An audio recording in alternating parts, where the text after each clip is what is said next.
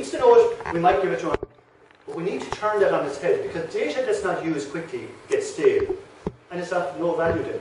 So you need to be able to change it to a need to share. And data capture, the quicker you can share it, the more value can be added on. And I've seen it again and again where great data sets are held by people as if it's their wealth, and they won't share it, and the data are going stale. And I see that in the public sector, and I see it in the private sector, and I think it's really stupid, because data has been created so fast that those data sets are actually losing value every day. They should be written off in many cases. So, need to share is actually the rule you have to, and if you can't share it, then you must have a fundamental reason as to why you're going to hold on to it and not share it. Data to information, information to intelligence, to knowledge, and to wisdom. But it's not just about the data and how you mine it and how you create new knowledge about it. It's also about how you demonstrate it, how you actually put it into a way that Joe Soap can understand it. And if you think about masses of data like the seabed survey data, I don't even know what it looks like. I know how it looks like a picture, but I don't know how I can actually create real value out of the picture. And I think you need to look at ways then, because decision takers love kind of simple ways, like the simulator in NMCI is a great way to bring a decision taker into what a storm is like. And he gets, I understand why you need bigger ships. So there's a great little clip, it's about 4 minutes long, we'll run it by Hans Holstring, I think. 200 years, 200 countries, and their economic development, and I think it's worth looking at. Visualization is right at the heart of my own work too. I teach global health. And I know having the data is not enough. I have to show it in ways people both enjoy and understand. Now, I'm going to try something I've never done before. Animating the data in real space, with a bit of technical assistance from the crew. So, here we go. First, an axis for health. Life expectancy. From 25 years to 75 years. And down here, an axis for wealth. Income per person.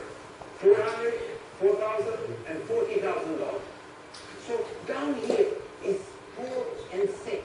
And up here is rich and healthy. Now, I'm going to show you the world 200 years ago, in 1810. Here come all the countries. Europe brown, Asia red, Middle East green, Africa south of Sahara blue, and the Americas yellow. And the size of the country bubble showed the size of the population. And in 1810, it was pretty crowded down there, wasn't it? All countries were sick and poor. Life expectancy were below 40 in all countries. And only UK and the Netherlands were slightly better off. Not much. And now, I start the world. The Industrial Revolution makes countries in Europe and elsewhere move away from the rest. But the colonized countries in Asia and Africa, they are stuck down there. And eventually, the Western countries get healthier and healthier. And now, we slow down to show the impact of the First World War and the Spanish flu epidemic. What a catastrophe! And now I speed up through the 1920s and the 1930s. And in spite of the Great Depression, Western countries forge on towards greater wealth and health. Japan and some others try to follow, but most countries stay down here. Now, after the tragedies of the Second World War, we stop a bit to look at the world in 1948. 1948 was a great year. The war was over, Sweden topped the medal table at the Winter Olympics, and I was born. But the differences between the countries of the world was wider than ever. The United States was in the front, Japan was catching up. Brazil was way behind, Iran was getting a little richer from oil, but still had short lives. And the Asian giants, China, India, Pakistan, Bangladesh and Indonesia, they were still poor and sick down here. But look what is about to happen. Here we go again. In my lifetime, former colonies gained independence, and then finally they started to get healthier and healthier and healthier. And in the 1970s, then countries in Asia and Latin America started to catch up with the Western countries. They became the emerging economies. Some in Africa follows. Some Africans were stuck in civil war and others hit by HIV. And now we can see the world today in the most up-to-date statistics. Most people today live in the middle. But there are huge differences at the same time between the best of countries and the worst of countries. And there are also huge inequalities within countries. These bubbles show country averages, but I can split them. Take China, I can split it into provinces. There goes Shanghai. It has the same wealth and health as Italy today. And there is the poor inland province Guizhou. It is like Pakistan. And if I split it further, the rural parts are like Ghana in Africa. And yet, despite the enormous disparities today, we have seen 200 years of remarkable progress. That huge historical gap between the West and the rest is now closing. We have become an entirely new converging world. And I see a clear trend into the future. With aid, trade, green technology and peace, it's fully possible that everyone can make it to the healthy, wealthy corner. Well, what you just seen in the last few minutes is a story of 200 countries shown over 200 years and beyond. It involved plotting of 120,000 numbers. Pretty neat, huh? So, the reason I show that is that if I was to try and get my head around the data set that was actually underpinning that, I'd be writing for years. But it's just the power of visualization is extraordinary in the context of getting the message across. So that's where it brings us into the whole issue of innovation and the whole issue of cross-cutting between organizations. How you're actually able to get institutional integration, what are the rules, what are the principles you bring in, and what's the potential societal impact if you're really smart about it. So I used to look at the Navy back when I joined it, and we were really innovative because we had to innovate. We had a very small resource envelope. We thought about solutions to our problems on ships, but we always thought from the perspective of just the internal organisation, a walled garden. And we had closed innovation within the service. I began to look at this whole area of open innovation when we began to collaborate with the National Maritime College in about towards the end of the 1990s and into the early 2000s. And all of a sudden, I began to sense, and it wasn't just me, but it's in retrospect I see now, that by partnering with another institution, we began to feed off each other. We became mutually supportive. We found solutions to problems that neither of us individually could solve, but together the solution would come. And I see this as collaborative, open innovation. More recently, I'm convinced that this is the way forward. The whole issue of ecosystem-centric kind of cross-organizational innovation, whereby you bring in complex, diverse actors into the same network, and you start establishing some of those norms and principles that I spoke about earlier on, but some I'll actually add some more clarity to. And this is where the future is. Innovation networks, but this is where you really need to actually put your hands up and say, I seek power to gain power. 1980s, 2000, 2040, that's been kind of the lifeline of the Navy, and that's where we are today. We see added value, civil society impact, job creation, and my current job, I'm trying to institutionalise that within the Defence Forces, the Army, the Air Corps as a whole. And this ecosystem-centric innovation, it's about diversity, it's about end users, lead users, open source innovation. And in that it's also about gender perspective. In the Navy, I think we have about 6% of our organisations female. There are a million reasons why we can't get more females into the organisations, and that's wrong. Actually, everywhere I've seen where you improve the gender perspective within an organisation, the richer the thought process. And that's also other equality issues that we need to consider. Bringing into the diversity research community across the various disciplines, on top of that, enterprise, SME, multidisciplinary, at the core, and supporting, and complexity. And, you know, it's about STEAM. We used to talk about STEM, science, technology, engineering, and maths. It's now about STEAM, science, technology, engineering, arts, and maths. Because that whole creative side comes in, and it's dealing with these kind of complex problems that we're all dealing with day in, day out. Breaking down organisational barriers, sharing knowledge, improving governance outcomes. And from the point of view of the postmodern sailor or soldier, and this is the way we're facing it within the Navy, and it's going to be driven into the Army, is the idea that you can no longer just be, as we were in the past, a warrior.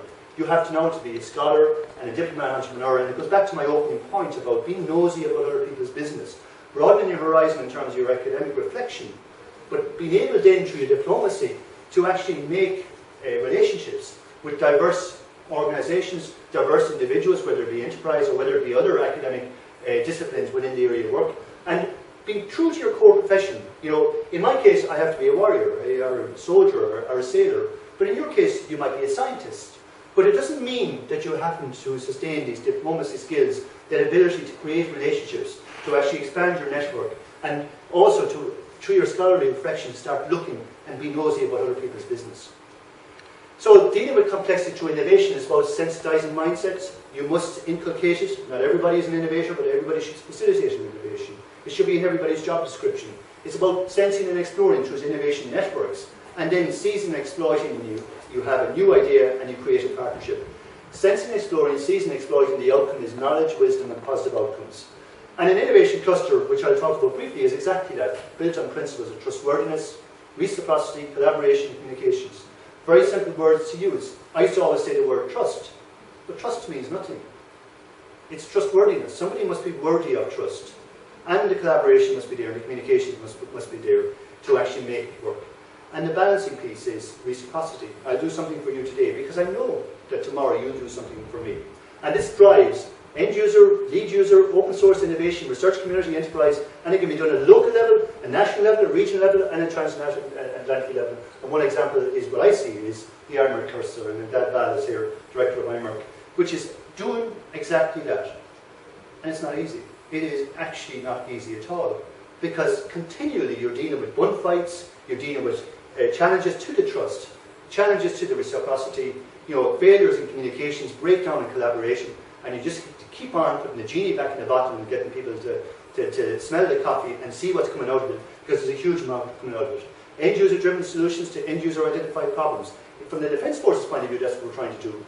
Navy driving end user solutions to problems we have. We never had solutions to some of these problems in the past. But working with research community, whether it be in Tyndall, UCC, whether it be in Nimbus, we're getting answers to these. And then bringing in SMEs, FDI, who can leverage off the knowledge we created, the new capability that we're getting at a knockdown price, and they can actually market in for job creation. And there are some of the actual outcomes that we expect. Enhanced service provision, and we're getting them already. Largest ocean energy facility, great to see you here. SFI, 25 million in terms of Beaufort, 45 plus companies. Work personnel, makes and earning in the Navy. Now we have guys on PhD programs doing it at work, learning and reflecting to a level of new knowledge creation on their day job. 5 FDIs about master plan for expansion, and a roadmap for up to 4,000 jobs by 2025. So just to conclude and to take away, that's what we started with. I'm just calling it governance now. Earlier I'll call it ecosystem-based governance, but I'm just saying it there in terms of a model, just to consider, you know, as a paradigm for reflection. Government, civil society, and markets. If you don't have those three enabling mechanisms, there's something missing in it. And then consider the norms and principles that actually will define the way they actually work together, the sustainability, the adaptive management, ecosystem approach, and then science, technology, and you do need the stick of security, because man will always be greedy and actually needs a small bit of discipline to actually work correctly. This is back to where we actually started, this massive jurisdiction that we actually work with. Some of the issues that we have to face going into the future with the whole area of moving into this marine spatial planning side. This is just an earlier version of my own view, the whole issue of codification with an Act, Oceans Policy Action Plan, Regional Sea Plans, Irish Sea, Celtic Sea, Western Sea, and so on. So just to sum up in my own experience, this is the balanced scorecard, the way we approach our business in the Navy, but it could be anybody's business plan. I used to think there were two main efforts. One main effort, which was your core business, and a small supporting effort called a bit of innovation. I actually think I was wrong. It's all one effort. It's all innovation. It's all a change that creates a new performance, dimension of performance, organised, systematic. It has to be institutionalised right down to the individual level. And they're not the words, they're Drucker. And it leads to enhanced service delivery, and it facilitates governance. So, looking at it, governance requires a cultural shift. It can't be business as usual. The world is getting so complex, I think that we really need to think outside the box. We need to look at government, market, civil society. We need to look at these facilitating mechanisms. We need to really normalise key norms such as sustainability, not confetti at a wedding.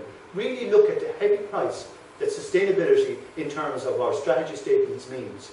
Because I bet you, in everybody's strategy statement, sustainability is peppered through the document, and nobody had really looked at the price of it.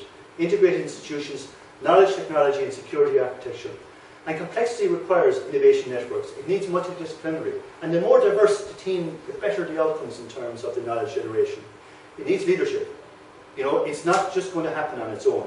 And leadership can be standing up in front, or it can be the gentle bringing people to that position of understanding. And it requires risk-taking. It's not, in my organisation, easy to actually start selling innovation and to start talking about throwing out old ways of doing things. We're traditionally a very regimental structure. But the figures I showed you on data, if we don't pony up with regards to this avalanche, this blizzard of data we're walking into in the future, if we don't create mechanisms whereby we're going to actually harness those data, we'll be wiped out by our enemy very, very quickly, and we won't know what happened to us. It requires change makers. And here's a change maker, a reflector of Charles Darwin. It's not the strongest or the most intelligent species that survives, but the one most adaptable to change. I searched everywhere to find where he said that, and I think it's one of the things he didn't say. But it sounds okay. And I think it's appropriate just finishing that and maybe this short 1-minute clip. Here's to the crazy ones, the misfits, the rebels, the troublemakers, the round pegs in the square holes, the ones who see things differently. They're not fond of rules, and they have no respect for the status quo. You can quote them, disagree with them, glorify or vilify them. About the only thing you can't do is ignore them, because they change things. They push the human race forward. While some may see them as the crazy ones, we see genius. Because the people who are crazy enough to think they can change the world are the ones who do. So, I suppose to conclude, everybody here can be a change maker. And it's so easy to sit back in a comfort zone and leave it to somebody else or to take the scripted solution. But I think in an institution like UCC, which has to take pride in its generation of knowledge and new ways of doing things, it's your duty to be a change maker, because if you actually constrain yourself to the actual scripted solution, we'll never move on. And we won't be surviving as the fittest. We will be set aside and our legacy will be nothing. That's it. Thank you very much.